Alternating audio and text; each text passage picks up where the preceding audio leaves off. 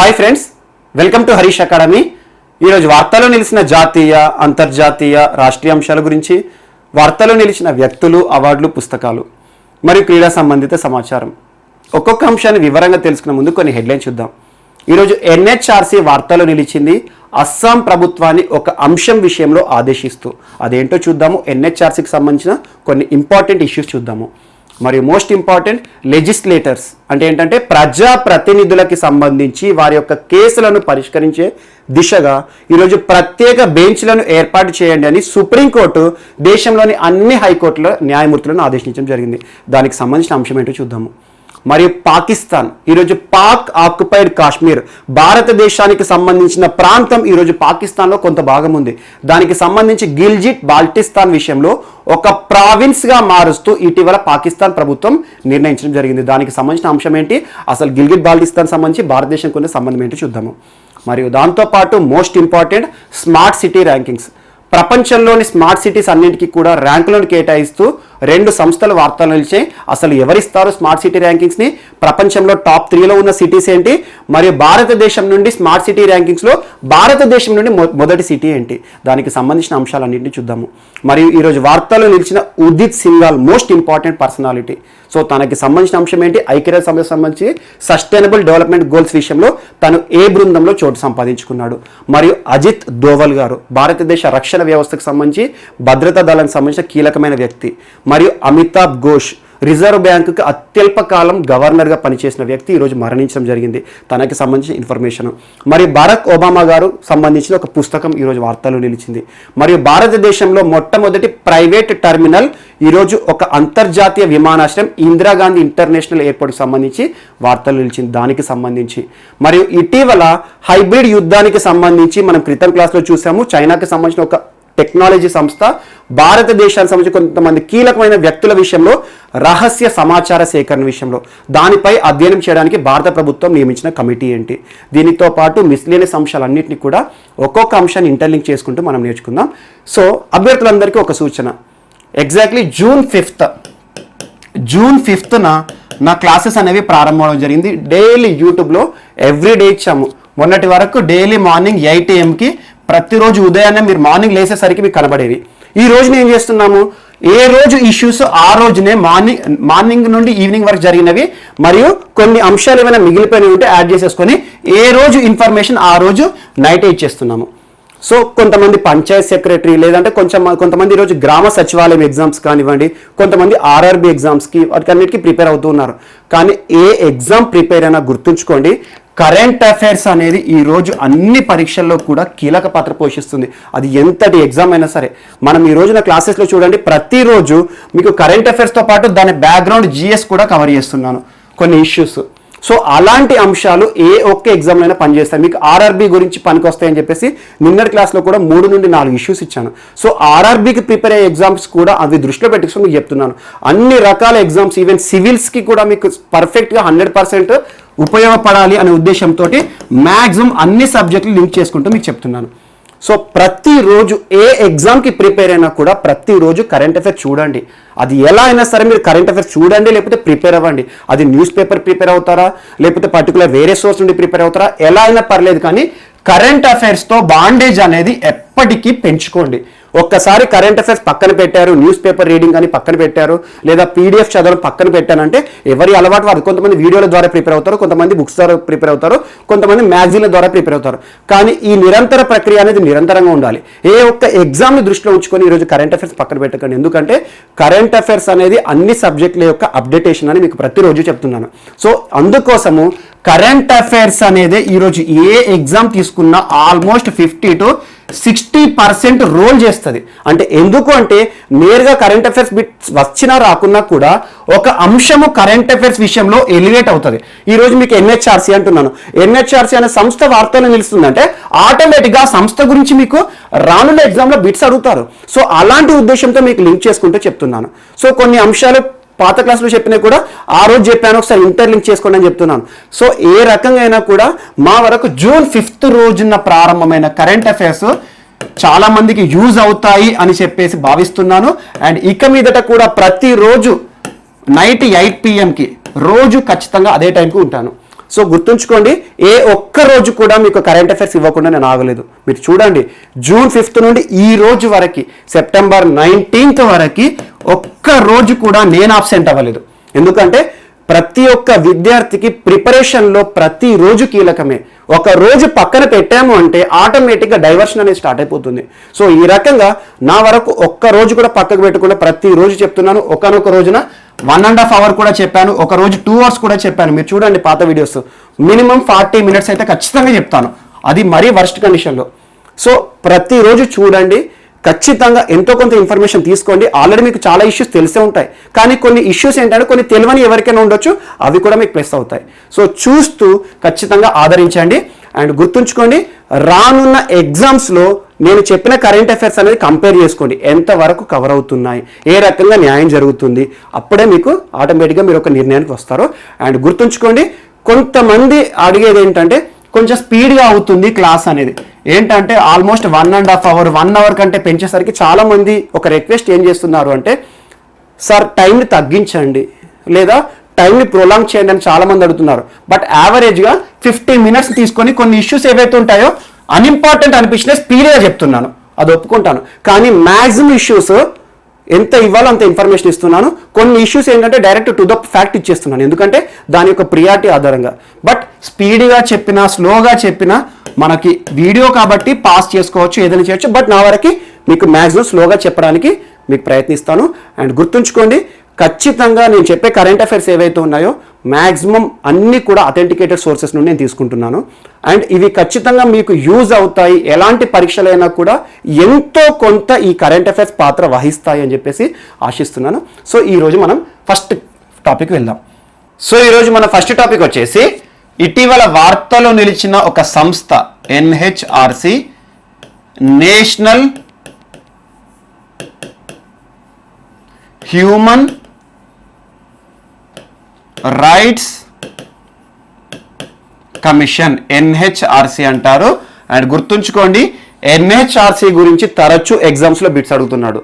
And most important, మానవ హక్కులకి సంబంధించి ఎలాంటి అంశం వార్తాపత్రికల్లో నిలిచిన మనకి సర్క్యులేట్ అయినా ఖచ్చితంగా మానవ హక్కుల సంబంధిత అంశాలపై ప్రత్యేక శ్రద్ధ చూపండి. పోటీ పరీక్షలు వీటిపై చాలా అడుగుతున్నారు. ప్రపంచ మానవ హక్కుల ఉద్యమాలు కానివ్వండి, దేశంలో జరుగుతున్న మానవ హక్కుల ఉద్యమాలు కానివ్వండి, అవి చేస్తున్న సంస్థలు కానివ్వండి, సంస్థలకు సంబంధించి ఈ ఎన్హెచ్ఆర్సి లాంటి కమిషన్స్ కానివ్వండి, ఇలాంటి వాటి చుట్టూ చాలా ప్రశ్నలు పడతాయి. ఎందుకంటే ప్రపంచంలో మానవ హక్కులకు సంబంధించిన అంశం అనేది అన్నిటికంటే ప్రియారిటీగా ఉంటుంది. సో ఇటీవల ఎన్హెచ్ఆర్సి ఎందుకు వార్తలు నిలిచింది అంటే, ఇటీవల అస్సాం ప్రభుత్వాన్ని, అస్సాం గవర్నమెంట్ని అండ్ అస్సాం గవర్నమెంట్ గురించి మనం అస్సాంకి సంబంధించి తరచూ వార్తలు చూస్తున్నాం. ఇటీవల కాలంలో స్కిల్ డెవలప్మెంట్ సంబంధించి ఒక యూనివర్సిటీ కానివ్వండి, సో అస్సాంకి సంబంధించి ఇటీవల వరదలకు సంబంధించిన అంశాలు కానివ్వండి, నేషనల్ పార్కులకు సంబంధించిన అంశాలు కానివ్వండి, వరి వంగడాల విషయాలు కానివ్వండి, అలాంటి అస్సాం ప్రభుత్వం ఇటీవల సర్బానంద్ సోనోవాల్ ప్రభుత్వాన్ని ఎన్హెచ్ఆర్సి ఒక విషయంలో ఆదేశించడం జరిగింది. అదేంటంటే, 1,00,000 రూపాయల పరిహారాన్ని ఒక 48 years ఏజ్ గల వ్యక్తికి ప్రభుత్వం పే చేయాలి అని చెప్పేసి ప్రభుత్వాన్ని ఆదేశించడం జరిగింది. ఎందుకు అంటే, ఇక్కడ ఒక స్టోరీ జరిగింది. అస్సాంలో ఒక డిస్టిక్ ఉంటుంది, బిశ్వనాథ్ అనే ఒక డిస్టిక్. బిశ్వనాథ్ అనే ఒక డిస్టిక్ అస్సాంలో ఉన్న డిస్టిక్. అక్కడ ఏంటంటే వీక్లీ సంత జరుగుతుంది. ఆ సంతలో ఒక వ్యక్తి, 48 years ఏజ్ గల ఒక వ్యక్తి ప్రతి వారం కూడా కుక్డ్ బీఫ్ అంటే వండిన బీఫ్ కర్రీ ఉంటుంది కదా, ఆ కర్రీని ఆ మార్కెట్లో అమ్మడం చేస్తూ ఉంటాడు. తనకు ఒక స్టాల్ ఉంటుంది, ఆ స్టాల్లో అమ్మడం చేస్తూ ఉంటాడు. సో ఇటీవల ఏం చేసిందంటే, ఒక 1 year బ్యాక్ అస్సాంకి సంబంధించి కొంతమంది పోలీసులు తనని ట్రాష్ చేశారు. అంటే ఏంటంటే, కామన్గా తనని అమ్మకుండా, తనని ఆ ప్రాంతానికి రాకుండా కొట్టి పంపించేశారు. అంటే ఆటోమేటిక్గా ఏమైపోయింది, తన యొక్క లైవ్లీహుడ్ అనేది ప్రశ్నగా మారిపోయింది. అది 1 year బ్యాక్ జరిగింది. సో దీనికి సంబంధించి ఈ వ్యక్తి నేషనల్ హ్యూమన్ రైట్స్ కమిషన్ని అప్రోచ్ అవ్వడం జరిగింది. అంటే నేషనల్ హ్యూమన్ రైట్స్ కమిషన్ దగ్గరికి వచ్చేసి, నా యొక్క మానవ హక్కులకు ఉల్లంఘన జరిగింది, నేను ఒక వ్యాపారం చేసుకుంటున్నాను, నన్ను వ్యాపారం చేసుకొని ఇవ్వట్లేదని చెప్పేసి ఒక కేసు వేయడం జరిగింది. ఆ విషయంలో ఇటీవల ఎన్హెచ్ఆర్సి అస్సాం ప్రభుత్వాన్ని ఆదేశించడం జరిగింది. సో తనకి జరిగిన మానవ హక్కుల ఉల్లంఘన విషయంలో ఈరోజు ప్రభుత్వమే తనకి 1,00,000 రూపాయలు పే చేయాలి అని చెప్పే ఒక అంశంతో ఎన్హెచ్ఆర్సి మళ్ళీ పేపర్లోకి వచ్చింది. సో అలా పేపర్లోకి వస్తున్న అంశాలు కానివ్వండి, మనకు దానికి సంబంధించిన ఏదైనా కనబడింది అనుకోండి, ఖచ్చితంగా ఆ పాయింట్ అనేది ఎలివేట్ అవుతుంది. సో ఇప్పుడు ఈ విషయం అంతా పక్క పెట్టేస్తే ఎన్హెచ్ఆర్సి సంస్థ గురించి ఖచ్చితంగా బిట్ అడుగుతారు. ఎన్హెచ్ఆర్సి అనేది రాజ్యాంగబద్ధ సంస్థనా, స్టాచ్యుటరీ బాడీ అని అడుగుతారు. అండ్ మోస్ట్ ఇంపార్టెంట్, సో ఇలా అస్సాం ప్రభుత్వాన్ని ఆదేశించడం ద్వారా చాలా మందికి ఒక చర్చ మిగిలింది. అదేంటంటే అసలు ఎన్హెచ్ఆర్సి ఒక చట్టబద్ధ సంస్థకి ఈ మానవ హక్కుల సంఘం ఏదైతే ఉంటుందో, మానవ హక్కుల కమిషన్, దీనికి ఒక రాష్ట్ర ప్రభుత్వాన్ని ఆదేశించడము, ఇలా కంపెన్సేషన్ పే చేయడం అనేది అధికారం ఉందా లేదా అనే ఒక చర్చ జరుగుతుంది. సో అధికారం ఉన్నా లేకున్నా మనకి ఈరోజు వార్తల్లో నిలిచిన సంస్థ ఎన్హెచ్ఆర్సి కాబట్టి ఎన్హెచ్ఆర్సికి సంబంధించిన కొన్ని పాయింట్స్ చూసుకోండి. ప్రతిసారి ప్రతి పోటీ పరీక్షలో బిట్ అడుగుతున్నారు. అందులో ఎగ్జాంపుల్, ఎన్హెచ్ఆర్సికి సంబంధించి ఏ సంవత్సరం ఏర్పాటైంది అంటారు. ఎన్హెచ్ఆర్సి అనేది ఒక చట్టం ద్వారా ఏర్పడింది. చట్టం, ఇది ఒక చట్టబద్ధ సంస్థ. చట్టబద్ధ సంస్థ అంటే ఏంటంటే చూడండి, రాజ్యాంగంలో కొన్ని సంస్థల విషయంలో ప్రత్యేకంగా ఒక రాజ్యాంగంలో ఒక నిబంధన ఉంటుంది. ఇప్పుడు రాజ్యాంగం అనే పుస్తకం ఏదైతే ఉంటుందో మనకు సూపర్ లా, మనకు సుప్రీం లా, రాజ్యాంగం, భారతదేశ రాజ్యాంగంలో ఒక నిబంధన ఒక సంస్థను గురించి సూచించింది అనుకోండి, అది రాజ్యాంగబద్ధ సంస్థ. ఆర్టికల్ 324 ఎన్నికల సంఘము, ఆర్టికల్ 280 కేంద్ర ఆర్థిక సంఘము, సో ఆర్టికల్ 324, ఆర్టికల్ 148, ఆర్టికల్ 338, ఇలాంటి ఆర్టికల్ 76, ఇలాంటివి ఏవైతే ఉంటాయో అవన్నీ కూడా రాజ్యాంగబద్ధ సంస్థలు. అంటే ఒక నిబంధన రాజ్యాంగంలో ఒక సంస్థ గురించి సూచిస్తుంది. కానీ ఈ రోజు కొన్ని పవర్ఫుల్ సంస్థలు ఉన్నాయి. ఎన్హెచ్ఆర్సికి సంబంధించిన ఆర్టికల్ రాజ్యాంగంలో ఉండదు. కానీ ఏం చేస్తుంది, రాజ్యాంగంలో లేకున్నా కూడా పార్లమెంటు ఒక చట్టాన్ని రూపొందించి ఒక సంస్థని ఏర్పాటు చేస్తుంది. అలా ఒక సంస్థను ఒక చట్టం ద్వారా ఏర్పాటు చేస్తే ఆ సంస్థను చట్టబద్ధ సంస్థ అంటారు. మనము స్టాచ్యుటరీ బాడీ అంటాము. Statutory body. ఈ రోజు భారతదేశంలో ఎన్హెచ్ఆర్సి అనేది స్టాచ్యుటరీ బాడీ, అంటే చట్టబద్ధ సంస్థ. ఒక చట్టం ద్వారా ఈ సంస్థ ఏర్పాటైంది. అక్టోబర్ 12, 1993 నుండి అమల్లోకి వచ్చిన సంస్థ ఎన్హెచ్ఆర్సి. మరి ఏ చట్టం ద్వారా ఏర్పడింది చట్టబద్ధ సంస్థ అని కదా, అదేంటంటే protection of human rights act. Protection of human rights act 1993 ద్వారా భారతదేశంలో ఏర్పడిన సంస్థ ఏది అంటారు, ఎన్హెచ్ఆర్సి. సో ఎన్హెచ్ఆర్సి అనేది భారతదేశంలో ప్రాథమిక హక్కులకు సంబంధించి అండ్ మోస్ట్ ఇంపార్టెంట్ మానవ హక్కులకి సంబంధించి ఉల్లంఘన జరిగితే మానవ హక్కుల పరిరక్షణ చేసే అత్యున్నత సంస్థ. సో నాకు ఏదైనా ప్రాథమిక హక్కుల్లో కానీ నాకు ఇవ్వబడిన హక్కుల విషయంలో ఉల్లంఘన జరిగింది అనుకోండి, ఎన్హెచ్ఆర్సిని నేను అప్రోచ్ అవుతే నాకు న్యాయం జరుగుతుంది. సో అలాంటి పవర్ఫుల్ సంస్థ, ప్రతి వ్యక్తి యొక్క హక్కులను కాపాడే సంస్థ ఈరోజు ఎన్హెచ్ఆర్సి ఉంది. దానికి సంబంధించి ఒక చైర్మన్ ఉంటాడు, NHRC chairman. And most important, ఇదే చట్టం ద్వారా ప్రతి రాష్ట్రంలో కూడా స్టేట్ హ్యూమన్ రైట్స్ కమిషన్స్ కూడా ఏర్పడతాయి. అంటే రాష్ట్ర పరిధిలో రాష్ట్ర మానవ హక్కుల పరిరక్షణ విషయంలో క్రియాశీలకంగా పనిచేస్తాయి. ఇది కూడా మోస్ట్ ఇంపార్టెంట్. సో జాతీయ మానవ హక్కుల కమిషన్ విషయానికి వస్తే ఒక చైర్మన్ ఉంటాడు. మరి చైర్మన్ ఎవరు అపాయింట్ చేస్తారంటే ప్రెసిడెంట్, రాష్ట్రపతి చేతుల మీదుగా ఈరోజు ఎన్హెచ్ఆర్సి చైర్మన్ యొక్క నియామకం జరుగుతుంది. మరి రాష్ట్రపతి ఎలా నియమిస్తాడు ఈ వ్యక్తిని అంటే, ఒక కమిటీ ఇచ్చిన సిఫార్సుల మేరకు ఆ కమిటీలో 6 ఉంటారు. 6లో ఎవరు ఉంటారంటే prime minister of India and speaker అనే మీకు ఏం గుర్తుకు రావాలి, Lok Sabha, Rajya Sabha deputy chairman and parliament. మనకు బైకామరలిజం ఉంది కదా, ద్విసభ విధానం ఉంది కదా, రాజ్యసభ, లోక్సభ. ఆ 2 సభల్లో కూడా ప్రతిపక్ష నాయకులు అంటే 2. సో ఆటోమేటిక్గా లాస్ట్ వ్యక్తి వచ్చేసి హోమ్ మినిస్టర్. ఈ కమిటీ సిఫార్సుల మేరకు ఒక వ్యక్తిని సూచిస్తుంది. ఆ వ్యక్తిని ఎన్హెచ్ఆర్సి చైర్మన్ గా రాష్ట్రపతి నియమిస్తాడు. సో ఇలాంటి ఎన్హెచ్ఆర్సి దేశంలో మానవ హక్కులకు సంబంధించి పరిరక్షణ చూసే ఒక అత్యున్నత సంస్థ. ఎన్హెచ్ఆర్సి అనేది పవర్ఫుల్ బాడీ. మన రాజ్యాంగంలో కొన్ని రాజ్యాంగబద్ధ సంస్థలు ఉన్నాయి, రాజ్యాంగంలో ఆర్టికల్ ద్వారా ఏర్పడే సంస్థలు ఉన్నాయి. కానీ రాజ్యాంగంలో ఆర్టికల్స్ ద్వారా ఏర్పడిన సంస్థ, రాజ్యాంగబద్ధ సంస్థల కంటే కూడా కొన్ని పవర్ఫుల్ సంస్థలు ఈ రోజు ఉన్నాయి. అందులో మనకి ఎన్హెచ్ఆర్సి కూడా మోస్ట్ ఇంపార్టెంట్. ఇటీవల వార్తలు నిలిచింది, ఎన్హెచ్ఆర్సికి ఒక ప్రభుత్వాన్ని ఆదేశించే అధికారం ఉందా లేదా అనే ఒక చర్చ జరుగుతోంది. సో అలా ఎన్హెచ్ఆర్సికి సంబంధించిన బేసిక్ పాయింట్, ఈ సంస్థ అనేది ఈ రోజున ఎలివేట్ అయింది కాబట్టి మనకి ఎగ్జామ్లో వచ్చే అవకాశాలు ఉన్నాయి. సో ఎవరికైనా కూడా మానవ హక్కుల ఉల్లంఘన, మనకి ఇవ్వబడిన ప్రాథమిక హక్కుల ఉల్లంఘన ప్రభుత్వం ద్వారా కానివ్వండి, వ్యక్తుల ద్వారా కానివ్వండి, ప్రభుత్వ కార్యాలయ ద్వారా జరిగిందనుకోండి, ఎన్హెచ్ఆర్సీ కానీ స్టేట్ హెచ్ఆర్సీకి కానీ పోతే ఆటోమేటిక్గా మన మానవ హక్కులు అనేవి పరిరక్షించబడతాయి. సో ఖచ్చితంగా ఎన్హెచ్ఆర్సీ గురించి దీని యొక్క విధులు కానివ్వండి, విధానాలు కానివ్వండి చూసుకొని మీకు పాలిటీలో మోస్ట్ ఇంపార్టెంట్ టాపిక్ ఇది. సో ఈ రోజు మానవ హక్కులకు సంబంధించి ఒక అంశం చర్చించుకున్నాం కాబట్టి ఇంకొక అంశం ఇటీవల వార్తలో నిలిచిన తేదీ, అది కూడా మానవ హక్కులకు సంబంధించింది. అదేంటంటే ఇక్కడ లింక్ చేస్తున్నాను. సెప్టెంబర్ 18వ తేదీన ప్రపంచంలో ఇంటర్నేషనల్ ఈక్వల్ పే డే అనే ఒక అంశంతో మొట్టమొదటిసారి ఒక అంతర్జాతీయ దినోత్సవాన్ని జరుపుకోవడం జరిగింది. ఇంటర్నేషనల్ ఈక్వల్ పే డే అంటే ఏంటి? అంతర్జాతీయంగా సమాన వేతనాల దినోత్సవాన్ని ఏ రోజున జరుపుకున్నారు, మొట్టమొదటిసారి ఏ సంవత్సరం అమల్లోకి వచ్చింది అంటారు? ఈ సంవత్సరం నుండి 2020 నుండి అమల్లోకి వచ్చిందని గుర్తుంచుకోండి. ఈక్వల్ పే అనగానే మన రాజ్యాంగంలో ఒక నిబంధన గుర్తుంచుకోండి, ఆర్టికల్ 39D. రాజ్యాంగంలోని ఆదేశిక సూత్రాల్లో ఒక నిబంధన ఉంటుంది, ఒక ప్రకరణ ఉంటుంది. అదేం చెప్తుందంటే సమాన పనికి సమాన వేతనం ఇవ్వాలి, equal pay for equal work, లింగ వివక్ష లేకుండా. అంటే ఇప్పుడు ఈ ప్రభుత్వం ఇచ్చే ఏదైతే ఉంటుందో, ప్రభుత్వం ఇచ్చే వేతనం అనేది, జీతాలు అనేవి చేసే పనిని బట్టి ఇవ్వాలి తప్పితే లింగం ఆధారంగా ఇవ్వకూడదు. పురుషులకు ఎక్కువ జీతం అని, మహిళలకు తక్కువ జీతం అని ఇవ్వకూడదు. సో అలా ఈ రోజున ఈక్వల్ పే ఫర్ ఆల్ అనే నిబంధన ఆర్టికల్ 39D ఆదేశిక సూత్రాల్లో ఉంది. అందుకే చూడండి, ప్రభుత్వ రంగంలో ఏదైనా నోటిఫికేషన్ పడ్డదనుకోండి, ఆ నోటిఫికేషన్లో పే స్కేల్ అని మెన్షన్ చేస్తారు తప్పితే మేల్ పే స్కేల్ ఏంటి, ఫీమేల్ పే స్కేల్ అని మెన్షన్ చేయడు. సో పే స్కేల్ అనేది అందరికీ సమానంగా ఉండాలి. సమానత్వ సిద్ధాంతాన్ని తీసుకురావడానికి ఈరోజు రాజ్యాంగంలో కూడా కొన్ని నిబంధనలు ఉన్నాయి, మోస్ట్ ఇంపార్టెంట్. సో ఆదేశిక సూత్రం కాబట్టి ఆదేశిక సూత్రాలు నేరుగా అమలు అవ్వవు. సో ఏం చేయాలి? ఆదేశిక సూత్రాలు అమలు చేయాలంటే ప్రభుత్వాలు చట్టాలు చేయాలి. అందుకోసము 1976లో ఈక్వల్ రెమ్యునరేషన్ యాక్ట్, సమాన పనికి సమాన వేతన చట్టం అనే ఒక నిబంధనను తీసుకొచ్చింది భారత ప్రభుత్వము. ఆ చట్టం ఆధారంగానే ఈరోజు స్త్రీ పురుషులందరికీ కూడా సమాన వేతనాలు ఇస్తున్నారు. సో అలాంటి ఈక్వల్ పేకి సంబంధించి ఒక ఇంటర్నేషనల్ డే వార్తలో నిలిచింది కాబట్టి దీని గురించి చూసుకోండి. రాజ్యాంగంలో నిబంధన ఆర్టికల్ 39D చూసుకోండి. 1976 యాక్ట్, ఈక్వల్ రెమ్యునరేషన్ యాక్ట్, సమాన పనికి సమాన వేతన చట్టం చూసుకోండి.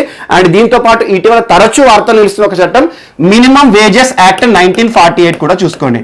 ఎందుకంటే ప్రస్తుత పరిస్థితిలో కొంతమందికి తక్కువ వేతనాలు ఇవ్వడం జరుగుతుంది ప్రభుత్వాల నుండి అని చెప్పేసి, లేదా కొన్ని సంస్థల నుండి అని చెప్పేసి ఉంది. సో అలా మినిమం వేజెస్ అంటే మనకి ఈ రోజు ఏ పనికైనా కూడా కనీస వేతనం ఇవ్వాలి. అందుకే మీకు ఇటీవల చెప్పాను, జైల శాఖ పరిధిలో తెలంగాణ టాప్ ఉంది. జైల శాఖ నుండి ఆర్థిక రంగం విధిలో ఆర్థిక వృద్ధి విషయంలో అని చెప్పేసి జైలులో ఉండే ఖైదీలచే కూడా కొన్ని పనులు చేపిస్తుంది ప్రభుత్వం.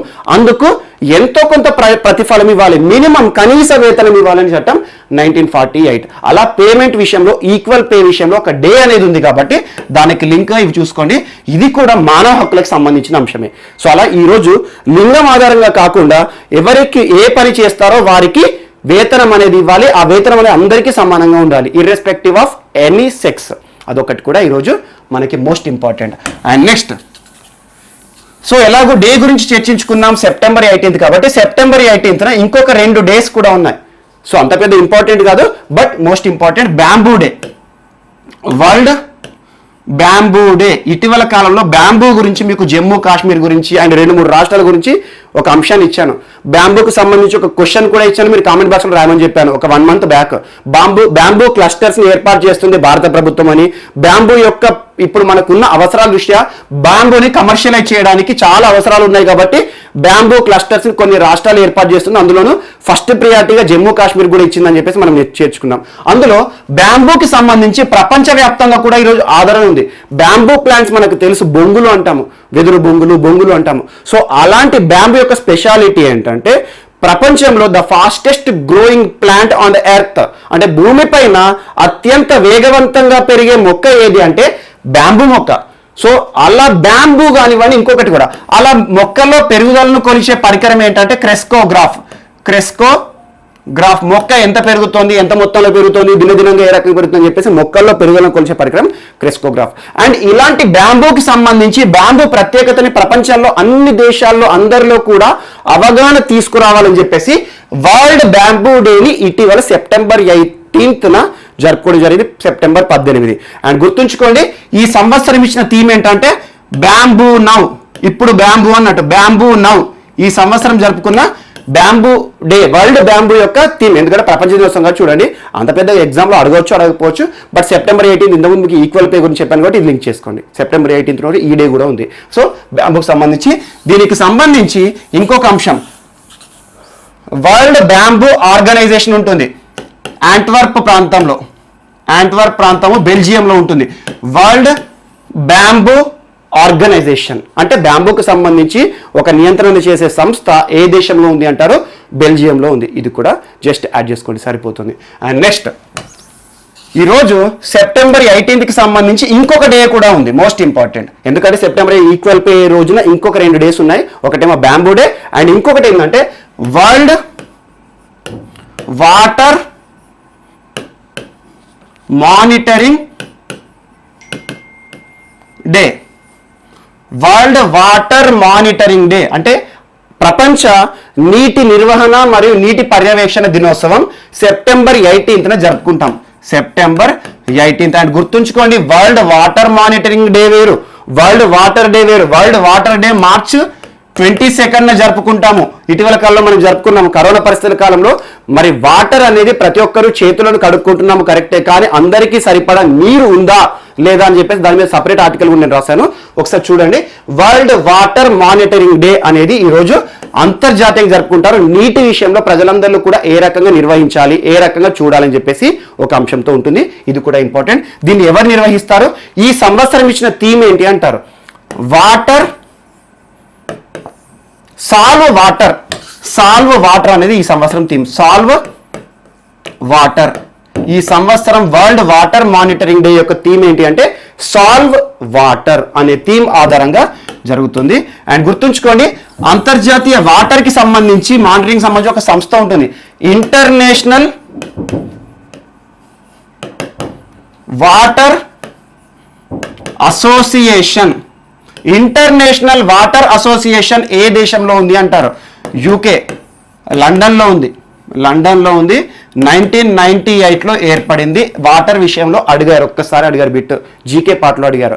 ఇంటర్నేషనల్ వాటర్ అసోసియేషన్ ఏ దేశంలో ఉంది, ఎక్కడ ఉంది, ఏ సంవత్సరంలో ఏర్పడిందని. ఈ సంస్థనే వరల్డ్ వాటర్ మానిటరింగ్ డేని ప్రతి సంవత్సరం జరుపుతుంది. ఒక థీమ్ ఇచ్చేసి సాల్వ్ వాటర్ అనేది ఈ సంవత్సరం ఇవ్వబడిన థీమ్. ఇది కూడా చూడండి. అండ్ నెక్స్ట్, సో ఇంకొక అంశం ఈరోజు మోస్ట్ ఇంపార్టెంట్, న్యాయస్థానాలకు సంబంధించి. న్యాయస్థానాలు. సో ఇటీవల సుప్రీంకోర్టు అన్ని హైకోర్టు న్యాయమూర్తుల యొక్క, అన్ని హైకోర్ట్స్ ఉన్నాయి కదా దేశంలో ఉన్న అన్ని హైకోర్ట్స్ ఏవైతే ఉంటాయో హైకోర్టుల యొక్క ప్రధాన న్యాయమూర్తులను, చీఫ్ జస్టిస్లని ఒక ఆదేశం జారీ చేసింది. వారందరూ కూడా ఒక ఆదేశం జారీ చేసింది. అంటే భారతదేశంలోని అత్యున్నత న్యాయస్థానం మీరు సుప్రీంకోర్టు కదా, ఆ సుప్రీంకోర్టు కింద పర్యవేక్షణ ఉన్న ప్రతి ఒక్క హైకోర్టు ఉంటుంది కదా, ప్రతి రాష్ట్రానికి ఒక హైకోర్టు. ఆ హైకోర్టు యొక్క చీఫ్ జస్టిస్, సీజేలు ఉంటారు కదా, ఆ సీజేలు, చీఫ్ జస్టిస్ అందరినీ కూడా ఒక ఆదేశం జారీ చేసింది. అదేంటంటే ప్రత్యేక బెంచ్లను ఏర్పాటు చేయండి. ప్రత్యేక బెంచ్ అంటే ఏం లేదు, ప్రత్యేక న్యాయస్థానాలు ఏర్పాటు చేయండి. ఎవరి కోసం? ఒక వర్గం కోసము ప్రత్యేక న్యాయస్థానాలు ఏర్పాటు చేయడానికి మీరు ముందు పడండి, సో ముందుకు రండి అని చెప్పేసి చెప్పడం జరిగింది. అన్ని హైకోర్టుల విషయంలో ఈ ఆర్డర్ అనేది ఇవ్వడం జరిగింది సుప్రీంకోర్టు. అది ఎవరి విషయంలో అంటే లెజిస్లేటర్స్. అండ్ గుర్తుంచుకోండి, లెజిస్లేచర్ అంటే ఏంటి? చట్టసభ.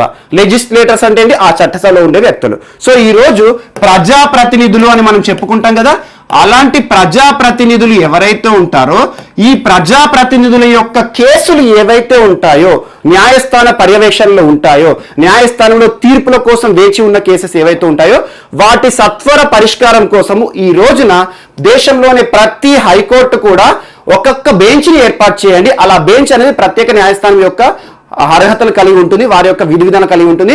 ఈ రోజు దేశంలోని ప్రజాప్రతినిధులు, ఎమ్మెల్యేలు, ఎమ్మెల్సీలు, ఎంపీలు ఉన్నారు కదా, వీరికి సంబంధించిన కేసులు విపరీతంగా పెండింగ్ లో ఉన్నాయి. న్యాయస్థానాల్లో.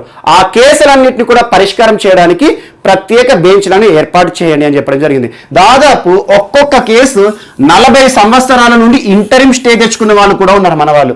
మన ప్రజాప్రతినిధి అందుకు చూడండి, ఇటీవల కాలంలో ఎన్నికల సంఘం ఆర్టికల్ 324 కేంద్ర ఎన్నికల సంఘము ఇటీవల ఎన్నికల సంస్కరణలో భాగంగా ప్రజాప్రతినిధులు ఎవరైతే పోటీ చేస్తున్నారో, సో అలా నేరమయ రాజకీయ జీవితం అంటే ఏంటంటే క్రిమినల్ బ్యాక్గ్రౌండ్ తో రాజకీయ ప్రవేశం చేస్తున్నారు. ఈరోజు ప్రజలను పరిపాలించే వారికి చాలా విషయాలు కూడా కేసులు ఉన్నాయి. క్రిమినల్ కేసెస్ ఉంటున్నాయి, రేప్ కేసెస్ ఉంటున్నాయి, సివిల్ కేసెస్ ఉంటున్నాయి. అలాంటి నేరమయ చరిత్ర గల వారందరూ కూడా ఈరోజు ప్రజలను పరిపాలిస్తున్నారు. అలాంటి నేరమయ చరిత్ర వాళ్ళందరినీ కూడా పక్కకు పెట్టే ఉద్దేశంతో సంస్కరణలో భాగంగా ఇటీవల ఎన్నికల సంఘం కూడా ఎన్నికల సంస్కరణ తీసుకొస్తుంది. అందుకోసం ఇటీవల కాలంలో జస్ట్ ఒక 10 days బ్యాక్ కొన్ని సిఫార్సులు కూడా ఇచ్చింది.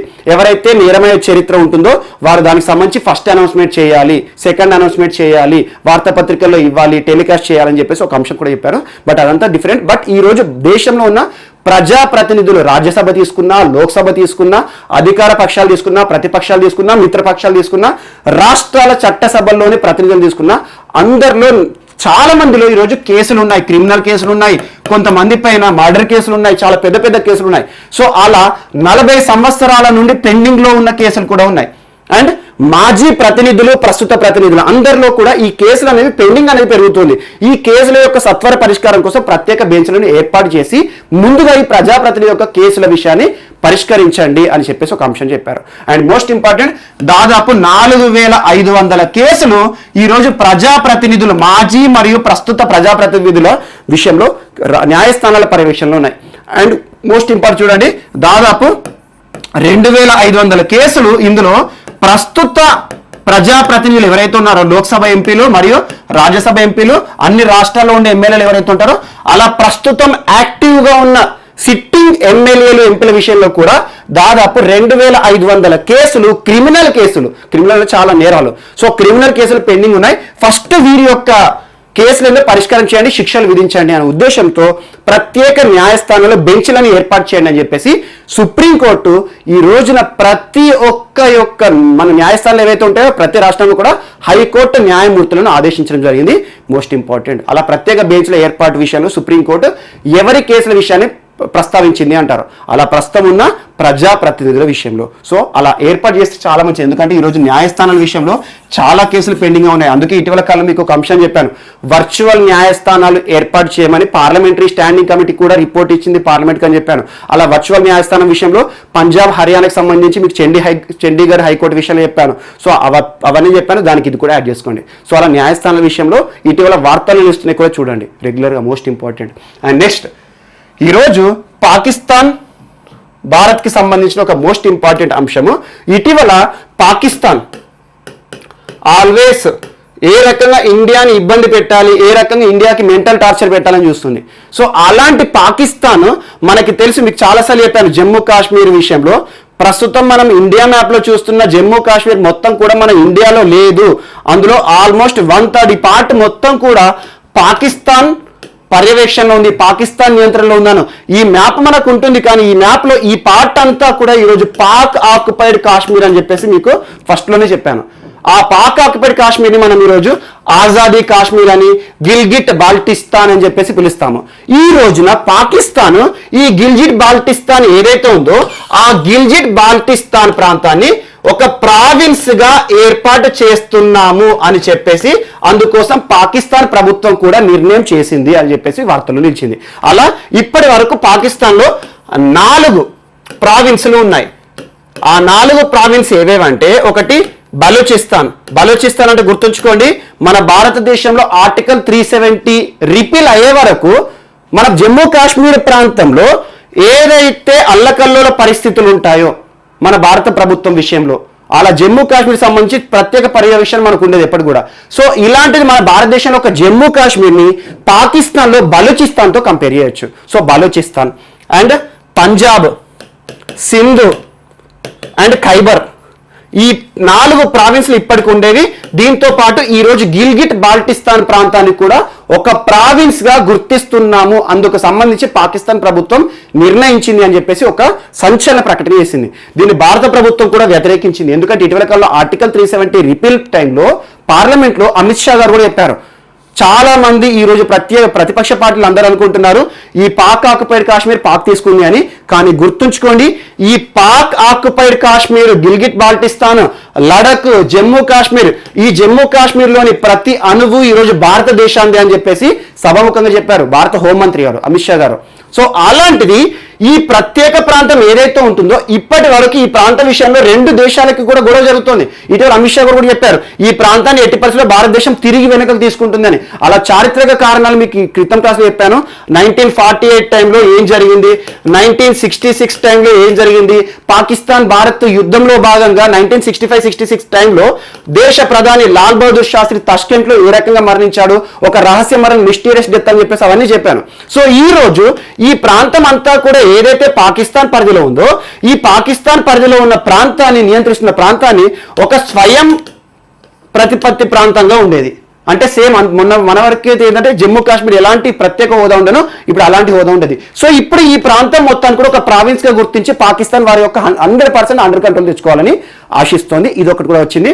దీనికి సంబంధించి ప్రపంచంలోని అన్ని వేదికలపైన భారతదేశము వాదిస్తుంది, ఖచ్చితంగా ఫైట్ చేస్తుంది అని చెప్పేసి భారత ప్రభుత్వానికి కూడా కౌంటర్ ఇచ్చింది పాకిస్తాన్ వారికి. ఇది ఒకటి కూడా ఇంపార్టెంట్. సో ఈ పాకిస్తాన్ ప్రాంతం ఏదైతే ఉంటుందో పాకిస్తాన్ ప్రాంతం అనేది ప్రస్తుతం పాకిస్తాన్ నియంత్రణలో పాక్ ఆక్యుపైడ్ కాశ్మీర్ అంటారు, పాక్ ఆక్రమిత కాశ్మీర్ 1948 టైంలో మనకి గులాబ్ సింగ్ కానివ్వండి అవన్నీ కూడా చరిత్రలో జరిగాయి. సో ఇలాంటి ఈ ప్రాంతాన్ని మళ్ళీ తిరిగి వెనుకకు తీసుకొచ్చిన ఈ ప్రయత్నాల్లో ఇటీవల కాలంలో 2018 నుండి పాకిస్తాన్ సుప్రీంకోర్టు పాకిస్తాన్ ప్రభుత్వానికి కొన్ని ఆదేశాలు జారీ చేసింది. అదేంటంటే ఈ గిల్గిట్ బాల్టిస్తాన్ ప్రాంతంలో ఎన్నికలను నిర్వహించండి. ఈ గిల్గిట్ బాల్టిస్తాన్ ఏముంటుందో ఒక చీఫ్ మినిస్టర్ ఉంటాడు. సో ఈ ఎన్నికలు నిర్వహించండి, అదంతా కూడా పాకిస్తాన్ భూభాగం అని పాకిస్తాన్ సుప్రీంకోర్టు కూడా వ్యాఖ్యానిస్తోంది. సో ఇలాంటి పరిస్థితిలో ఈ గిల్గిట్ బాల్టిస్తాన్ ప్రాంతాన్ని పాకిస్తాన్ ఒక ప్రావిన్స్ గా గుర్తించడము, వారి 100% కంట్రోల్కి వచ్చినట్టు భావించడం అనేది ఎంత మాత్రం తప్పు. ఎందుకంటే ఇది భారతదేశం ప్రాంతము, ఎప్పటికైనా కూడా తిరిగి భారతదేశం తీసుకోవాల్సిన ప్రాంతము. ఐక్యరాజ్య సమితి వేదిక కూడా భారతదేశం చెప్పింది ఈ ప్రాంతం అంతా మాదే అని చెప్పేసి. అందుకే చూడండి చాలా మంది అనుకుంటారు భారత్కి, మనం చదువుకుంటాం చిన్నప్పటి నుండి చదువుతున్నాం భారతదేశానికి సరిహద్దు దేశాలు ఏవేవి ఉన్నాయని చెప్పేసి. ఆఫ్ఘనిస్తాన్ అని మనం నేర్చుకుంటాం. ఆఫ్ఘనిస్తాన్ భారతదేశంతో సరిహద్దు కలిగి ఉందని ఇప్పుడు కూడా మనం నమ్ముతున్నాం. అంటే కారణం ఏంటి, ఈ ప్రాంతం మనలో ఉంది కాబట్టి మనం నమ్ముతున్నాం. ఎందుకంటే ఆఫ్ఘనిస్తాన్ ఈ ప్రాంతంలో సంబంధం కలిగి ఉంటుంది. సో ఈ ప్రాంతము మనది కాదు అన్నప్పుడు ఆటోమేటిక్గా ఆఫ్ఘనిస్తాన్ మనకు సంబంధం లేనట్టే కదా. సో ఈ ప్రాంతం అంతా మనది కాబట్టి, మనది అని మనం భావిస్తున్నాం కాబట్టి ఈ ప్రాంతంతో సరిహద్దు పంచుకుంటున్న ఆఫ్ఘనిస్తాను భారతదేశంతో సరిహద్దు పంచుకుంటోంది అని చెప్పేసి మనం నేర్చుకుంటున్నాం. సో ఇది ఒకటి, ఎప్పటికైనా ఈ ప్రాంతం భారతదేశం అని భారత్ భావిస్తుంది, ప్రపంచం కూడా భావిస్తుంది. ఇది ఒకటి కూడా మోస్ట్ ఇంపార్టెంట్. ఇటీవల వార్తలు నిలిచిన గిల్గిట్ బాల్టిస్తాన్ అనేది ఎక్కడికి సంబంధించింది అంటారు. అండ్ దీనికి సంబంధించి సౌత్ ఈస్ట్లో మనకి జమ్మూ కాశ్మీర్ ప్రాంతం ఉంటుంది. సో తజికిస్తాన్ ఉంటుంది, చైనా సరిహద్దుగా ఉంటుంది, సో ఆఫ్ఘనిస్తాన్ సరిహద్దుగా ఉంటుంది. ఇవన్నీ దేశాలతో సరిహద్దు కలిగిన గిల్గిట్ బాల్టిస్తాన్ ప్రాంతము ఇటీవల వార్తలు నిలిచింది. మోస్ట్ ఇంపార్టెంట్, పాకిస్తాన్ 5వ ప్రావిన్స్గా గుర్తిస్తున్నట్టు వారి పార్లమెంట్ కానివ్వండి ప్రభుత్వం నిర్ణయించిందని చెప్పేసి చెప్పడం జరిగింది. ఇది ఒకటి కూడా most important. And next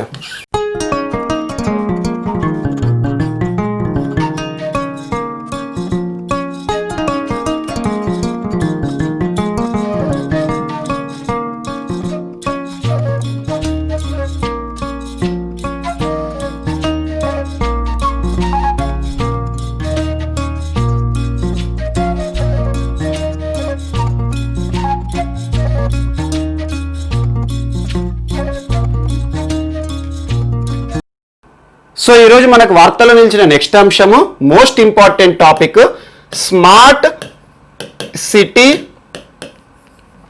rankings, global smart city index లేదా global smart city rankings. Smart city అనే పదం గురించి మనకు కొత్తగా పరిచయం అవసరం లేదు. భారత ప్రభుత్వం స్మార్ట్ సిటీ కార్యక్రమాలు కానివ్వండి, స్మార్ట్ సిటీలకు సంబంధించి రకరకాల ఛాలెంజెస్ కూడా తీసుకొచ్చింది.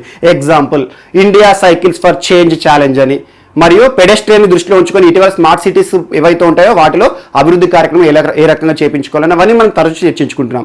ఈ రోజున ప్రపంచవ్యాప్తంగా స్మార్ట్ సిటీస్ ని కన్సిడర్ చేసుకొని ప్రపంచంలో ఉన్న అన్ని స్మార్ట్ సిటీస్ ఏవైతే ఉంటాయో అవన్నీ కూడా పరిగణలోకి తీసుకొని 2 సంస్థలు సంయుక్తంగా ఈరోజు గ్లోబల్ స్మార్ట్ సిటీస్ కి ఒక్కొక్క సిటీకి ర్యాంకింగ్స్ ఇవ్వడం జరిగింది. ఈ జాబితాలో టాప్ ప్లేస్ లో ఉన్న సిటీ ఏది అంటారు, మోస్ట్ ఇంపార్టెంట్. ఆ 2 సంస్థల పేర్లు ఏంటో ఫస్ట్ చూద్దాం. First IMD, institute for management development. So institute for management development. And గుర్తుంచుకోండి, ఐఎండి అంటే ఇండియన్ మెట్రలాజికల్ డిపార్ట్మెంట్ అని గుర్తుంచుకోకండి. ఇక్కడ మనకి మేనేజ్మెంట్ నిర్వహణకు సంబంధించి సింపుల్గా చెప్పాలంటే ఏంటంటే ఇక్కడ స్మార్ట్ సిటీకి సంబంధించి ఒక సంస్థ institute for management and development, ఇంకొక సంస్థ సంయుక్తంగా ఇవ్వబడిన rankings. So Singapore based university, Singapore university for technology and design, Singapore university for technology and design, SUTD అంటారు. సో ఐఎండి అండ్ SUTD సంస్థలు సంయుక్తంగా గ్లోబల్ స్మార్ట్ సిటీ ర్యాంకింగ్స్ ని విడుదల చేశాయి. అందులో టాప్ ప్లేస్ లో ఉన్న సిటీ ఏది, ప్రపంచవ్యాప్తంగా అత్యున్నత స్మార్ట్ సిటీ ఏది అంటే Singapore. So most important Singapore ని మనం నేషన్ గా కన్సిడర్ చేయొచ్చు. Singapore is a city too. So Singapore city ఏదైతే ఉందో ఈరోజు గ్లోబల్ స్మార్ట్ సిటీ ర్యాంకింగ్స్లో ఫస్ట్ ప్లేస్ వరల్డ్లో. మోస్ట్ ఇంపార్టెంట్, సింగపూర్ చాలా ర్యాంకింగ్స్లో ఇండెక్స్లో టాప్ ఉంటుంది. నిన్నటి క్లాస్లో కూడా మీకు సింగపూర్ గురించి ర్యాంకింగ్లు చెప్పాను, ఒక ranking. So human capital index అంటే ఏంటి అది ఇది చూసాము. సో చూడండి. అండ్ నెక్స్ట్ సెకండ్ ప్లేస్లో ఉంది మనకి హెల్సింకి ఎక్కడ ఉంటుంది, ఫిన్లాండ్. సెకండ్ స్మార్ట్ సిటీ, ప్రపంచంలో స్మార్ట్ సిటీ ర్యాంకింగ్స్లో second smart city. And third Zurich అంటే స్విట్జర్లాండ్. ఈ టాప్ 3 ప్లేసెస్ గుర్తుంచుకోండి. మరి భారతదేశం నుండి ఇంత ప్రతిష్టాత్మకంగా భారత ప్రభుత్వం స్మార్ట్ సిటీకి సంబంధించి కార్యక్రమాలు ప్రవేశపెట్టింది. మరి భారతదేశం నుండి ఈ లిస్ట్లో చోటు సంపాదించుకున్న సిటీలు ఏమన్నా ఉన్నాయా అది చూడాలి.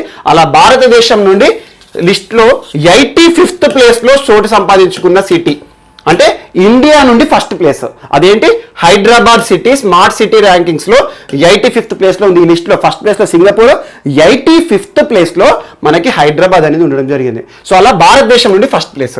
సో ఇది ఒక్కటి గుర్తుంచుకోండి చాలు. ఇక మిగతా ఢిల్లీ, బాంబే, బెంగళూరు ఇవి చోటు సంపాదించుకున్నాయి, కానీ 85th భారతదేశం నుండి ఫస్ట్ ప్లేస్లో ఉన్న సిటీ ఏదంటారు అదొకటి గుర్తుంచుకోండి చాలు. సో ఇదొకటి కూడా ఈరోజు మోస్ట్ ఇంపార్టెంట్.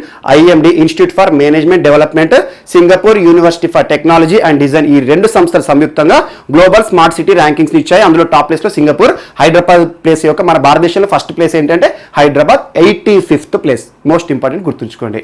అండ్ నెక్స్ట్ ఈరోజు స్మార్ట్ సిటీ రిలేటెడ్ అనుకోండి, ముఖ్యంగా గ్రోత్కి సంబంధించి మన భారతదేశంలో ఇన్ఫ్రాస్ట్రక్చర్ సంబంధించి ఒక మోస్ట్ ఇంపార్టెంట్ టాపిక్. ఈరోజు Indira Gandhi international airport are terminal, మళ్ళీ వార్తలు వచ్చింది. ఇందిరాగాంధీ ఇంటర్నేషనల్ టర్మినల్ అంటే ఏంటి, అంతర్జాతీయ విమానాశ్రయాలు బయలుదేరే ప్రదేశం, టర్మినల్ అంటారు.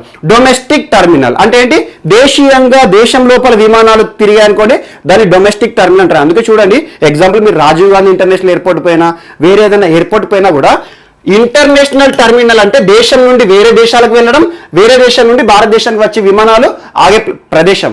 అదే డొమెస్టిక్ అంటే దేశంలోని ఒక్కొక్క సిటీకి, హైదరాబాద్ టు బెంగళూరు, బెంగళూరు టు ఢిల్లీ అలా ఉంటాయి కదా. సో దేశం లోపల విత్ ఇన్ ద కంట్రీ తిరిగి విమానాలు ఉండేది డొమెస్టిక్ టర్మినల్. ఈ రోజు ఒక ప్రైవేట్ టర్మినల్ వార్తలో నిలిచింది. సో భారతదేశంలో మొట్టమొదటి India's first general aviation terminal for private jets at Delhi airport. Delhi airport అనగానే మనకి ఏం గుర్తుకు రావాలి, ఇటీవల కాలంలో మీకు ఒక ఇంపార్టెంట్ ఇష్యూ చెప్పాను. భారతదేశంలో మొట్టమొదటి ఇంటర్నేషనల్ ఎయిర్పోర్ట్ COVID-19 టెస్టింగ్ ల్యాబ్ను ఏర్పాటు చేయబడింది. ఎక్కడ అంటారు ఆ బిట్ మీకు 2-3 డేస్ బ్యాక్ చెప్పాను. సో ఇందిరాగాంధీ ఇంటర్నేషనల్ ఎయిర్పోర్ట్, దేశ రాజధాని Delhi airport. So most important, చాలా పెద్దది ఎయిర్పోర్ట్. ఈ రోజున దేశంలో మొట్టమొదటి ప్రైవేట్ టర్మినల్, ఒక ఎయిర్పోర్ట్ లో ప్రైవేట్ టర్మినల్ అనేది ఇప్పటివరకు లేదు. అంటే ప్రైవేట్ విమానాలు, ప్రైవేట్ చాపర్స్ ఉంటాయి కదా, అలా చిన్న చిన్న విమానాలు, ప్రైవేట్ హెలికాప్టర్స్, చాపర్స్ బయలుదేరడానికి ఒక టర్మినల్ ఏర్పాటు చేసింది ప్రభుత్వం అధికారికంగా. ప్రస్తుతం మినిస్ట్రీ ఫర్ సివిల్ ఏవియేషన్, పౌర విమానయాన శాఖ మంత్రి ఎవరు, హర్దీప్ సింగ్ పూరి గారు. హర్దీప్ సింగ్. అండ్ గుర్తుంచుకోండి, ministry of housing and urban affairs అప్పుడు కూడా నేను చాలాసార్లు చర్చించాను. హర్దీప్ సింగ్ పూరి గారు పౌర విమానయాన శాఖ మంత్రిగా ప్రస్తుతం ఉన్నారు. సో ఇతను ఈ రోజు 150 కోట్ల రూపాయలతో ఢిల్లీ ఇంటర్నేషనల్ ఎయిర్పోర్ట్ లో ఒక ప్రైవేట్ విమానాల కోసం ప్రత్యేక టర్మినల్ను ఏర్పాటు చేస్తూ వార్తలు నిలవడం జరిగింది. అలా దేశంలో మొట్టమొదటి ప్రైవేట్ ఎయిర్పోర్ట్స్ టర్మినల్ ఎక్కడ, ఏ ఎయిర్పోర్ట్ లో ఏర్పాటైందంటారు, ఇందిరాగాంధీ ఇంటర్నేషనల్ ఎయిర్పోర్ట్ ఏదైతే ఉందో ఇందిరాగాంధీ ఎయిర్పోర్ట్ ఢిల్లీ విమానాశ్రయంలో ఏర్పాటు చేయడం జరిగింది. ఢిల్లీ విమానాశ్రయంలో ప్రైవేట్ ఎయిర్పోర్ట్స్ టర్మినల్. అలా ప్రైవేట్ విమానాలు, జెట్స్ అవన్నీ కూడా ఆగేస్తూ లాంచ్ అవ్వచ్చు లేదా టేక్ఆఫ్ అవ్వచ్చు. ఇది ఈ రకంగా వార్తలు నిలిచింది ఢిల్లీ ఇంటర్నేషనల్ ఎయిర్పోర్ట్. మళ్ళీ మోస్ట్ ఇంపార్టెంట్ చూడండి. అండ్ నెక్స్ట్ ఈరోజు కీలకమైన వ్యక్తి, భద్రతా రంగానికి సంబంధించి మన ఇటీవల Shenzhen Zhenhua company. Shenzhen Zhenhua technology company China ఆధారంగా పనిచేస్తుంది. భారతదేశానికి సంబంధించి దాదాపు 10,000 మంది యొక్క డేటాను సేకరించడం జరిగింది అని చెప్పేసి ఇటీవల కాలంలో సైబర్ క్రైమ్ హైబ్రిడ్ వారికి పాల్పడుతోంది చైనా అని చెప్పేసి ఒక 3 days బ్యాక్ నేను చెప్పాను. హైబ్రిడ్ యుద్ధం అంటే ఏంటి? సైనిక పరంగా కాకుండా పరోక్షంగా ఈ రోజున చాలా యుద్ధాలు చేస్తుంది చైనా. అలాంటి చైనాకి సంబంధించి షెంజన్ జెన్హువా కంపెనీ చేస్తున్న సైబర్ క్రైమ్ దాడుల పైన అధ్యయనం చేయడానికి భారత రాష్ట్రపతి, ఆర్మీ సంబంధించి రహస్య సమాచారాలు, ప్రధానమంత్రి మరియు కీలకమైన దేశంలో విఐపీలకు సంబంధించి 10,000 సమాచారాన్ని గోప్యంగా సేకరిస్తోంది.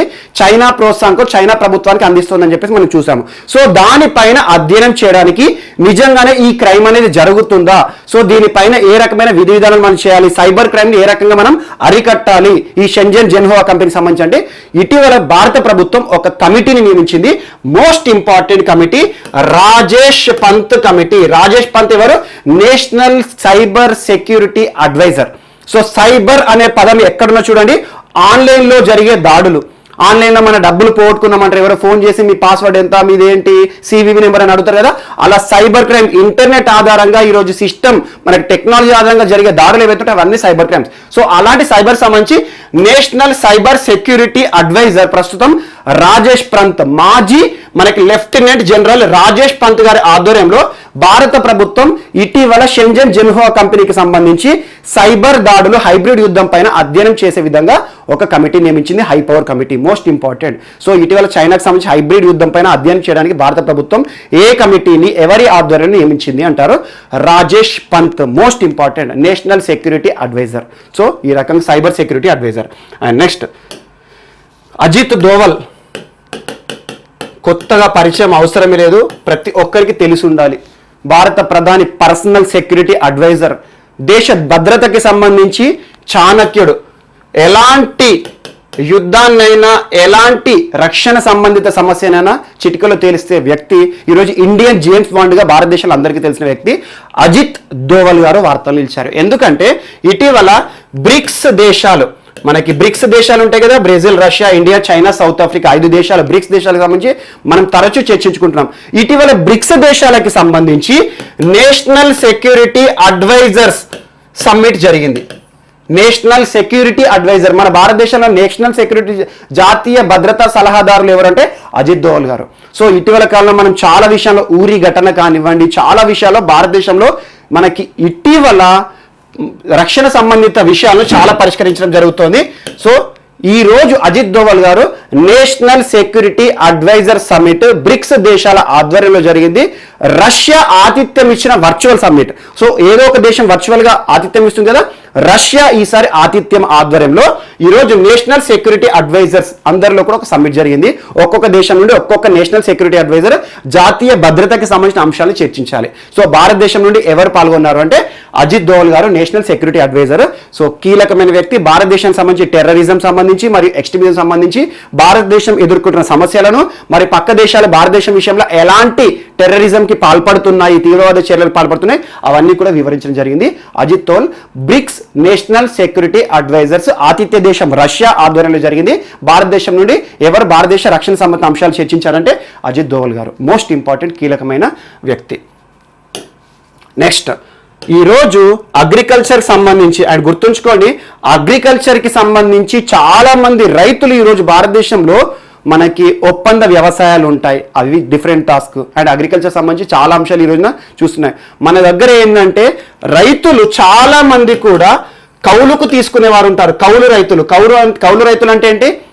ఒక వ్యక్తి దగ్గర భూమిని రెంట్కు తీసుకుంటారు అన్నట్టు. ఆ రెంట్కు తీసుకొని ఎంతో మొత్తం వారికి పే చేసుకుంటూ భూమిని సాగు చేసుకుంటూ ఉంటారు. అలా భూమిని సాగు చేసుకొని పండిస్తూ వచ్చిన దానిలో కొంత కానివ్వండి, లేకపోతే ఆ భూమి పైన ఎంతో కొంత ఆ యజమానికి పే చేస్తూ రైతులు చేసుకుంటారు. సో అలా యాజమాన్య భూములు అనేవి, రైతు భూములు అనేవి కొంతమంది చేతిలో ఉన్నాయి. కానీ ఈరోజు అద్దెకు లీజ్కి ల్యాండ్ని తీసుకొని పండించే రైతులు ఎవరైతే ఉన్నారో వారి విషయంలో రెగ్యులరైజ్ చేయాలి అని గుర్తుంచుకోండి.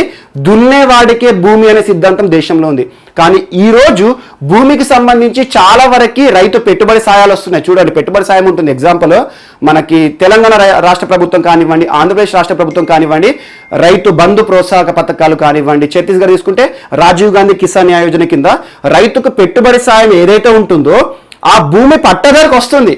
కానీ భూమి కౌలుకి ఇచ్చినప్పుడు అతనికి అన్ని రకాల బెనిఫిట్స్ దక్కట్లేదు, తన జేబుల్లోకి వెళ్ళి పండించుకుంటున్నాడు. సో అలా ఈ రోజు కౌలు రైతులు మరియు టెనెంట్స్ ఎవరైతే ఉంటారో వారందరి విషయంలో ప్రభుత్వం నుండి వ్యవసాయ సంబంధిత బెనిఫిట్స్ అన్ని కూడా చేరాలి అని చెప్పేసి ల్యాండ్ రికార్డ్స్ విషయంలో, లీజ్ ల్యాండ్ రికార్డ్స్ విషయంలో రెగ్యులేట్ చేయడానికి ఈరోజు భారత ప్రభుత్వం ఒక కమిటీని వేసింది. అజయ్ టిర్కే తన యొక్క డ్యూటీ ఏంటంటే to prepare road map for regularisation. మొత్తం కూడా టోటల్ గా కూడా ఒక నియంత్రణ తీసుకురావాలి, ఒక నిర్వహణ చేయాలి. వేటి విషయంలో? Land leasing in agriculture sector. Land leasing అన్నాను కదా, ఈ రోజు టెనెంట్స్ ఎవరైతే ఉంటారో రైతులు భూమిని కౌలుకు తీసుకోవడం, అద్దెకి తీసుకోవడం, పండించడం, ఇలాంటి రైతులకి ప్రభుత్వం నుండి వచ్చే ప్రోత్సాహకాలు, బెనిఫిట్స్ దక్కాలి, దున్నేవాడికే భూమి. సో అలాంటి ప్రోత్సాహకాలు దక్కాలని చెప్పేసి ల్యాండ్ లీజింగ్ ని రెగ్యులరైజ్ చేయడానికి భారత ప్రభుత్వం ఇటీవల ఏ కమిటీని నియమించింది అలాంటి కౌలు భూముల విషయంలో అని చెప్పేసి. అంటే అజయ్ టిర్కే గారు most important. And next Udit Singhal ఈసారి బిట్ వస్తుంది ఖచ్చితంగా. యుఎన్ఓ ఐక్యరాజ్య సమితి the young leaders sustainable development goals. The young leaders sustainable development goals అటు మనకు తెలుసు. సుస్థిరాభివృద్ధి లక్ష్యాలు 17 ఉంటాయి, వాటి టార్గెట్స్ ఏంటి అవన్నీ కూడా మనం తరచూ చూస్తాం. సో సుస్థిరాభివృద్ధి లక్ష్యాలకు సంబంధించి యువత ఎవరైతే సుస్థిరాభివృద్ధి లక్ష్యాల విషయంలో పయనిస్తారో, దానికి సంబంధించి పరిరక్షణ చర్యలు తీసుకుంటారో, సుస్థిరాభివృద్ధి లక్ష్యాలు చేరుకోవడానికి ప్రతి దేశం నుండి ప్రయత్నిస్తారో అలాంటి వారిని యువతని గుర్తిస్తూ ఒక బృందాన్ని తయారు చేస్తుంది. ఎవరు? ఐక్యరాజ్య సమితి. ప్రతి 2 సంవత్సరాలకు ఒకసారి గుర్తిస్తుంది. అలా ఈసారి 17 మందిని young leaders for sustainable development goals. So పర్యావరణ సంబంధిత అంశాలు, ఎకనామిక్ సంబంధిత రిలేటెడ్ ఇష్యూలో ఈరోజు పర్యావరణ సంబంధిత అంశాల విషయాలు most important sustainable development goals ఏవైతే ఉన్నాయో వాటి విషయంలో ఒక గ్రూప్ ని తయారు చేసింది యంగ్ లీడర్స్ గ్రూప్. అందులో భారతదేశానికి సంబంధించి ఢిల్లీ బ్రిటిష్ స్కూల్లో చదువుతున్నాడు. ఢిల్లీ బ్రిటిష్ స్కూల్లో చదువుతున్నాడు. జస్ట్ 18 ఇయర్స్ ఏజ్ తన ఒక సంస్థని కూడా స్థాపించాడు. ఆ సంస్థ పేరు ఏంటంటే గ్లాస్ టు శాండ్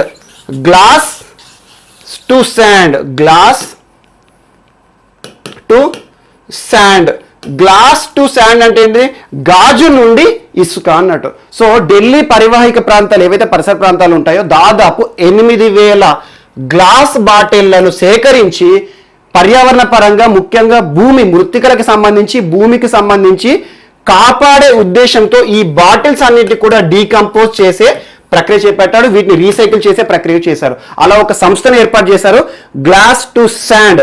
ఆ సంస్థ ఇతను ఏర్పాటు చేశారు. 18 ఇయర్స్ ఏజ్ మనకి ఉదిత్ సింగాల్ని ఇటీవల ఐక్యరాజ్య సమితి సస్టైనబుల్ డెవలప్మెంట్ గోల్స్ విషయంలో యంగ్ లీడర్స్ గ్రూప్ అనేది ఒకటి ఏర్పాటు చేసింది. భారతదేశం నుండి ఈ ప్రతిష్టాత్మక పురస్కారానికి ఎంపికైన వ్యక్తి ఉదిత్ సింగాల్, ఢిల్లీకి సంబంధించిన వ్యక్తి. Most important Delhi Udit Singhal.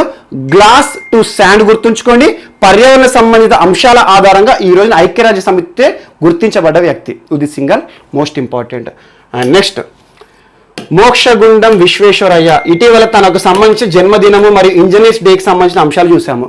భారతదేశంలో మొట్టమొదటిసారి మోక్షగుండం విశ్వేశ్వరయ్య గారి పేరిట అవార్డులను సృష్టించింది భారత ప్రభుత్వం. అవార్డులు మోక్షగుండం విశ్వేశ్వరయ్య అవార్డ్స్ పేరిట AICTE all India council for technical education AICTE Mokshagundam Visvesvaraya awards 2020 పేరిట ఈ సంవత్సరం 12 మంది ఉత్తమ ఉపాధ్యాయులు ఎవరైతే ఉంటారో, అండ్ గుర్తుంచుకోండి ఉపాధ్యాయులు అన్ని కేటగిరీలో కాదు, కేవలం technology related higher education technology విషయంలో ఎవరైతే ఉంటారో, ముఖ్యంగా ఇంజనీరింగ్ ఎడ్యుకేషన్ సంబంధించి ఇంజనీరింగ్ విద్యలో ఎవరైతే విశిష్టమైన అధ్యయనాలు ఇస్తారో ఉపాధ్యాయులు ఉంటారో వారందరినీ దేశంలో గుర్తించి వారికి 25,000 రూపాయల నగదు బహుమతి, సర్టిఫికేట్ మరియు బ్యాడ్జ్ ఇస్తామని చెప్పేసి ఈ సంవత్సరం నుండి మోక్షగుండం విశ్వేశ్వరయ్య గారి పేరిట ఏఐసిటిఈ ఇంజనీరింగ్ లేదా ఏఐసిటిఈ మోక్షగుండం విశ్వేశ్వరయ్య అవార్డ్స్ 2020 అని ఉత్తమ టీచర్లు, బెస్ట్ టీచర్స్ కి ఇచ్చే పురస్కారాన్ని ప్రవేశపెట్టింది భారత ప్రభుత్వం దీన్ని అధికారికంగా ప్రస్తుత విద్యాశాఖ మంత్రి, అంతకుముందు ఏముండేది HRD ministry, human resource development ministry, మనకి రమేష్ పోఖ్రియాల్ నిశాంక్ గారు అధికారికంగా మోక్షగుండం విశ్వేశ్వరయ్య అవార్డ్స్ని ఇటీవల వెలువడించడం జరిగింది. సో ఆ అవార్డ్స్ ఎవరికి వచ్చినాయి అని కాదు, ఇటీవల ఇంజనీరింగ్ విభాగంలో, టెక్నాలజీ విభాగంలో భారత ప్రభుత్వం ప్రవేశపెట్టిన కొత్త అవార్డ్స్ ఏంటి, ఎవరి పేరు మీద అంటారు, మోక్షగుండం విశ్వేశ్వరయ్య అవార్డ్స్. సో అలా ఏఐసిటి ఆధ్వర్యంలో దీనికి సంబంధించిన నియంత్రణ మొత్తం కూడా జరుగుతుంది. అలా ఈ సంవత్సరం 12 మంది ఉత్తమ అధ్యాపకులను గుర్తించి వారికి పురస్కారం చేయడం జరిగింది. ఇది ఒకటి కూడా మోస్ట్ ఇంపార్టెంట్. అండ్ నెక్స్ట్ ఈరోజు లాస్ట్, బరాక్ ఒబామా, అమెరికా మాజీ అధ్యక్షుడు, చాలా కీలకమైన వ్యక్తి, ప్రపంచ దేశాల్లో చాలా వరకు తనకంటూ ఒక ముద్ర వేశాడు. సో బరాక్ ఒబామా ఈరోజు తను రాసిన పుస్తకం, తన ఆధ్వర్యం నుండి ఒక పుస్తకం, మొట్టమొదటి పుస్తకం ప్రపంచంలో రిలీజ్ కాబోతోంది నవంబర్ 17 అని చెప్పేసి పెంగ్విన్ బుక్ హౌస్ వారు ఒక వార్తను ప్రచురించారు. పెంగ్విన్ పబ్లికేషన్స్ ద్వారా వస్తుంది. అలా బరాక్ ఒబామా యొక్క మొట్టమొదటి పుస్తకం వార్తలు నిలిచింది. తన పుస్తకం పేరు ఏంటి అంటారు, మోస్ట్ ఇంపార్టెంట్, అదేంటంటే మనకి the promised land, A promised land, A promised land. ఇటీవల వార్తలో నిలిచిన ఏ ప్రామిస్డ్ ల్యాండ్ అనే పుస్తకము ఎవరికి సంబంధించింది అంటారు, బరాక్ ఒబామా తనకు సంబంధించిన ఈ పుస్తకం ఏ ప్రామిస్డ్ ల్యాండ్ అనే పుస్తకాన్ని నవంబర్ 17న రిలీజ్ చేస్తున్నాము అని చెప్పేసి ఒక వార్త మనకి కనబడడం జరిగింది. Most important. సో ఏ ప్రామిస్డ్ ల్యాండ్, బరాక్ ఒబామా గుర్తుంచుకోండి. సో ఇవి మనకి ఈరోజు వార్తలో నిలిచిన వ్యక్తులు మరియు అవార్డులు, అన్ని అంశాలు. సో మిస్లేనియస్ అంశాలు ఏమైనా మిగిలిపోయి ఉంటే మాత్రం మనం రేపటి క్లాస్లో యాడ్ చేసుకొని నేర్చుకుందాం. రేపు కలుద్దాం. Thank you.